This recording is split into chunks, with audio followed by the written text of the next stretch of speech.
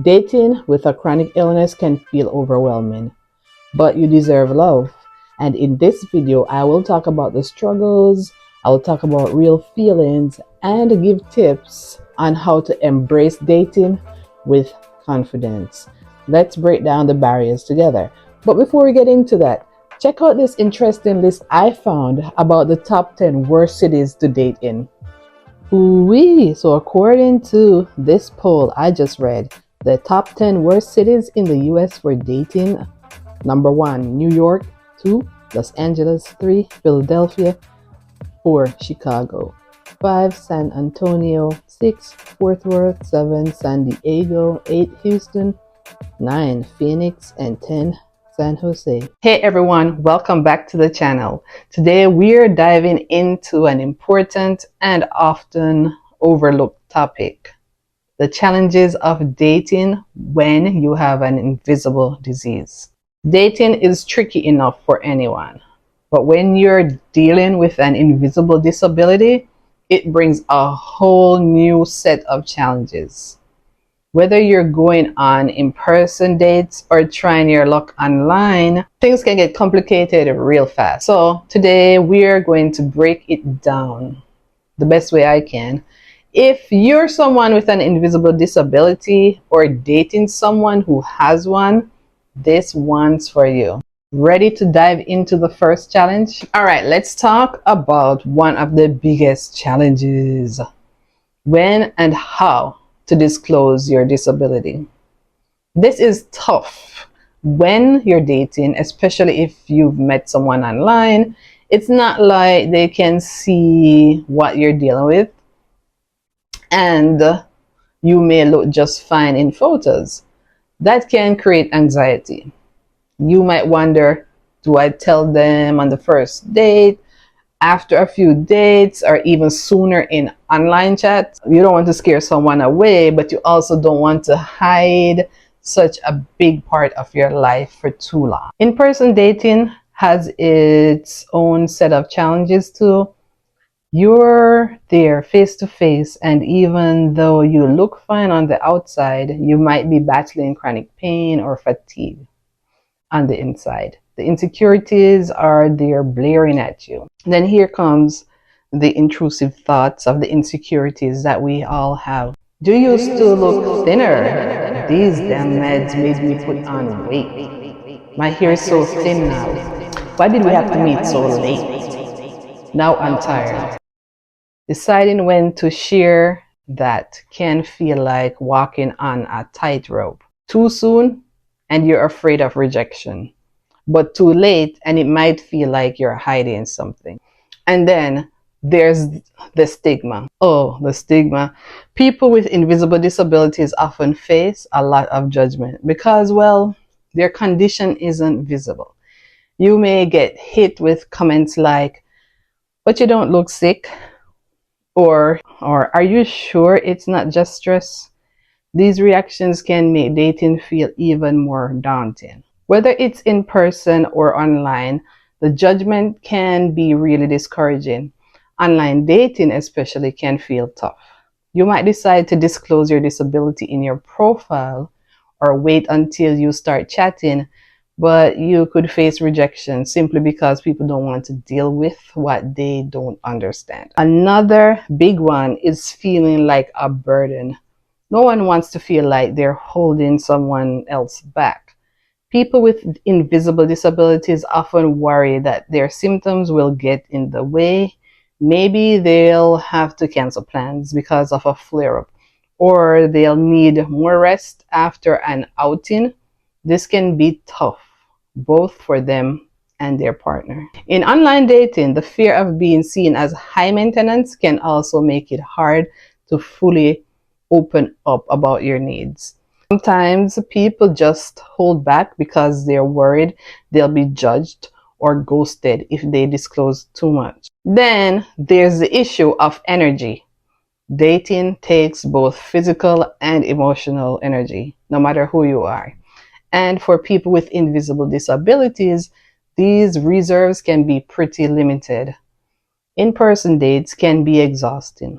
especially when you're trying to manage chronic pain, fatigue, or anxiety. Even something simple like meeting for coffee might require days of recovery. Then there are dietary restrictions you may need but don't really want to explain to a stranger just yet. But even online dating isn't a complete break. Good morning, beautiful. Sure, it's less physically demanding, but keeping up with constant messaging and maintaining conversations can be just draining emotionally, especially if you're dealing with mental health issues or just low energy. And honestly, one of the hardest things can be finding a partner who understands.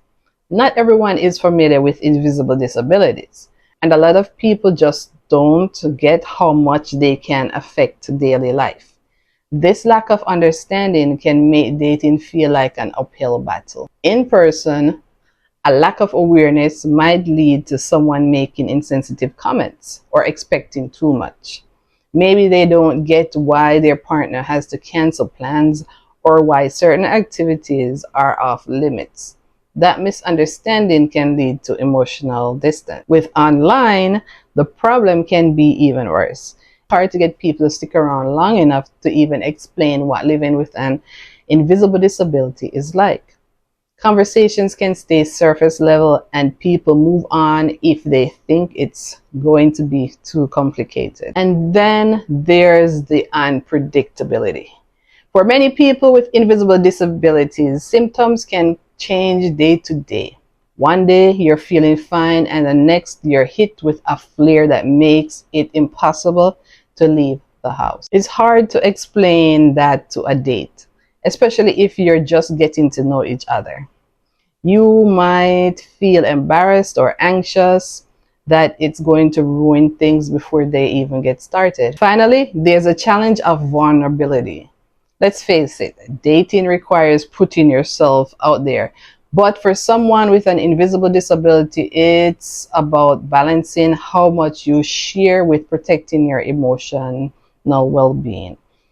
You want to be honest, but it's scary to open up when you're not sure how the other person will react. So, yeah, it's not easy. Dating with an invisible disability comes with a lot of unique challenges, whether it's you're meeting people in person or online. But the important thing to remember is that it's possible to find love, connection, and understanding. It just takes patience, communication, and a partner who is willing to learn and support you. So here are some tips and encouragement. So Finally, after all of that heavy stuff. tip number 1, take your time with disclosure. The decision to share your condition is personal, and there's no right time. Some people prefer to be upfront on the first date, while others wait until they feel more comfortable. I have seen a few people say date number 3 is when you do not have too much invested. If you tell them, then they leave, and it also gives them time to know you more before the disclosure. Listen to your instincts. It's okay to wait until you trust the person a little bit more before sharing something so personal. You might say something like, I have a condition that affects my daily life, and it's something I want to share with you once we get to know each other better. This way, you're being honest without feeling pressured to overshare too soon. Tip number 2, choose date activities that work for you. It's easy to feel pressured into typical dates like going out to a loud restaurant or hitting up a crowded event, but you don't have to. Suggest activities that suit your energy level and comfort. Think of low stress environments, maybe a cozy coffee shop, a quiet park, or even a movie night at home. When you pick the date activity, you can play around your needs. This way, you're more likely to feel comfortable and can focus on enjoying the date without worrying about pushing your limit. Tip number 3, set boundaries and stick to them. Managing an invisible disease means you know your limits better than anyone. Set boundaries around what you can and can't do, and don't feel guilty about it. Whether it's cutting a date short because you're feeling fatigued or declining certain activities that may trigger your symptoms, it's perfectly okay to prioritize your health. You could say something like, hey, I'm really enjoying this, but I need to head home soon to rest. It's a great way to maintain boundaries while still being polite. Anyone who truly respects you will understand. Tip number four, be honest, but you don't have to share everything at once. When you do decide to share your condition, remember that you don't need to dive into all the details right away. Start with a general explanation, then expand as a relationship develops. You can ease into it by explaining how your condition might affect you on the date, whether that's needing to sit down more often or taking things at a slower pace. For example, you might say, I have a chronic condition that affects my energy level, so if I seem tired, that's why. This way, you're giving them important information without overwhelming them. Tip number 5, prepare for different reactions. It's important to remember that everyone will respond differently to the news of your condition. Some people will be compassionate and understanding, while others might be unsure of how to react. And that's okay. The right person will want to support you and will be willing to learn. Plus, remember, there are able-bodied people out there who can share some crazy dating stories with you. So do not feel alone. People are weird. Like someone said, it seems like the dating pool has some in it. I kid. If the person reacts negatively or doesn't show empathy, that's a sign that they might not be the right match for you. You deserve someone who will respect and care for you fully, invisible disease and all. So we're on to tip number 6. Focus on building connection. While our invisible disease is a significant part of our life, remember that it's not the only part. Focus on building a connection based on shared interests, values, and experiences. Don't let the condition dominate every conversation. Balance is key. I mean, yes, your condition will likely come up, but don't forget to bond over the fun stuff: music, movies, hobbies, future goals. A great relationship is built on many layers, and your condition is just one part of that. Tip number 7, remember, it's okay to take breaks from dating. If dating starts feeling like too much or your health takes a dip, it's completely okay to pause. Your health comes first. And it's better to step back and recharge than to push yourself too far. You'll come back to dating when you're ready and when the timing is right. Remember, taking care of yourself is the most important thing.